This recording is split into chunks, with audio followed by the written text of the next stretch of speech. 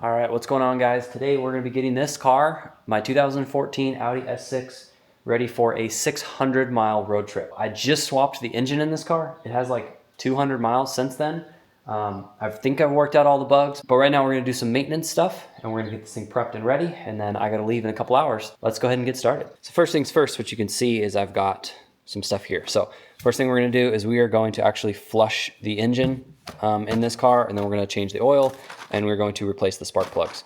So if you didn't know, this car I bought from an auction and it had a bunch of engine issues. Long story short, I ended up swapping the engine. This new engine I got from eBay. There's no, I mean, it had great service history and everything, but there's obviously no telling what you get from eBay. Now this car is 124,000 miles. This engine has 87,000 miles, but has been very, very well maintained and taken care of. Everything's bone stock, nothing's modified. All right, so first things first, pop the hood. Time to add the flush stuff in there, and then we'll run the car for 5 to 10 minutes, and then we will proceed from there. Okay, so according to the instructions on this bottle is you just add the whole thing to your car, run it for 5 to 15 minutes at idle, let it circulate and flush, and then you change your oil. So, there it goes. The other thing we're gonna do is we're gonna go ahead and raise the car. So you can see right here, there's an option to raise. We go in here, we push that button right there. You'll notice the car's ride height changing. Then what we'll do is we'll go to car systems and we will go over to servicing and checks, go down to air suspension tire change, and we will turn that on. Now what that does is when you put your car up on jacks and you lift it up in the air, it's not going to overinflate the air suspension. The airbags are fully inflated to withstand the weight of the vehicle. Once you take the vehicle off, that airbag now no longer has weight on it, and it can damage your air suspension. So anytime you're gonna lift the car up in the air, make sure you at least turn this on. I like to raise the car up first. It's easier to get a jack under there, and then you turn that on. It'll also keep you from getting any fault codes regarding your suspension, but little things. But that does actually help. Now I'm gonna throw these quick jacks under the car, get it picked up off the ground, and then we can get underneath, drain the oil. It's gonna be nice and hot. Pull this under tray off. And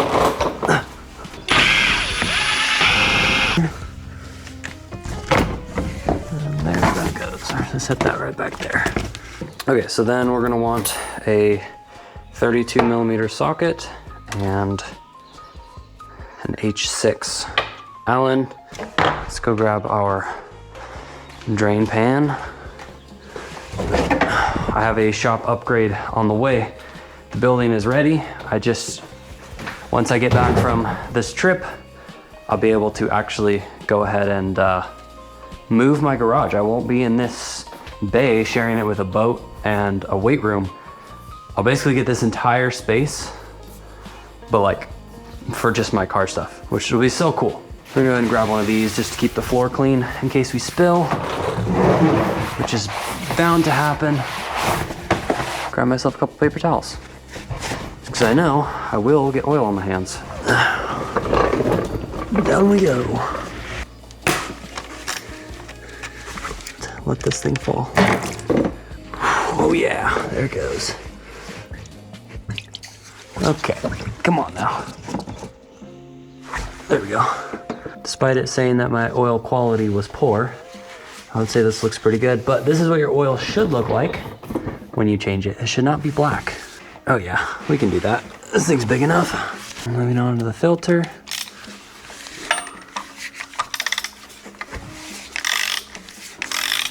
I gotta be careful because this stuff is quite hot, so.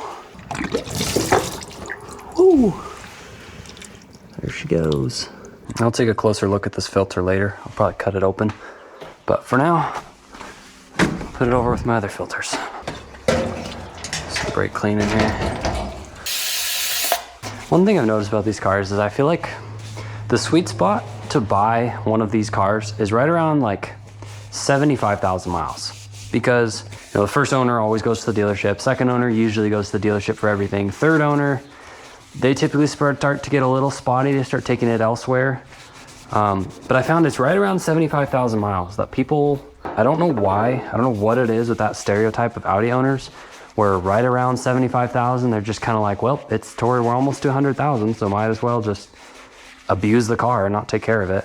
These paper towels and this brake clean, and we're gonna get everything down here all cleaned up. Make sure we're all clean. New filter. And yes, I'm working in the complete dark. I can't see anything right now. So I apologize that you guys also can't see anything. I know there's a torque spec to this, but it's not rocket science. It's an O-ring and it's plastic, so don't over tighten it. I should replace this crush washer. And if it wasn't my car, I 100% absolutely would replace this crush washer. But I don't have another crush washer and I don't want to go get one. So this one gets to live its days for one more cycle. I will say, when I disassembled that other motor, when I started diagnosing it, I pulled the oil pan off and everything. I was surprised how much oil actually gets left in these things when you change the oil. Like, there's a fair amount still in there. I can tell this oil is definitely good. I feel like some oils you can just wipe them off. This stuff does not wipe off. This also has a torque spec, but at the end of the day, don't be dumb. Just get it where it needs to go. If it's a customer client car, I absolutely torque everything. Everything is done perfectly. When it's my own stuff, I'm a little less particular. One of the key things to note about myself is that I have worked on cars and trucks and vehicles my whole entire life. At 16 years old, I was doing oil changes on 15-liter semi-trucks that take 13 gallons of oil, and the engines are $80,000. And I was working in the shop doing fuel filters, oil filters. I'm almost a decade in now, over a decade. I've worked on cars for more than a decade. And yes, I'm only 25, but I have a lot of experience. And if, you know, my boss trusted me to change the oil in an $80,000 semi-truck engine, I think I can do it in this engine in my Audi, and probably your engine as well. So just a little context there. Pull this. And I've got my handy little set here. Got our funnel. I will say I don't like using jugs as much as I did. In the shop I was working at on big trucks, we had these massive tanks that were like 100 gallons of oil. Wow, this stuff is like dark. I'm surprised, it's like green. Interesting. Well, that's what's going in. And in it goes. It goes really slow, but that's all right. All right, so oil changed, filter replaced. We are gonna go ahead and give this thing a good start up.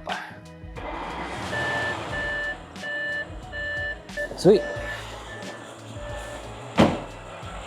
All right, well, that is it for today. I did not have time to do the spark plugs today. I was gonna do them today, but I actually don't have time. So we are going to call that good. These spark plugs, I looked at the Carfax history and they were actually replaced like 10 to 15,000 miles ago. So I'm gonna go ahead and trust them a little longer, but I will replace them as soon as I get home. But yeah, that's it. This thing is ready to go. We're gonna go ahead and take off. 600-mile journey. Hope you enjoyed. Hope you found this video entertaining or interesting in some way. If you have an Audi that you wanna get worked on, let me know. If you're in the Pacific Northwest, I've got a shop here, OEM plus work, and a fraction of the cost of a dealer. But anyways, that said, hope you enjoy. See you guys in the next video.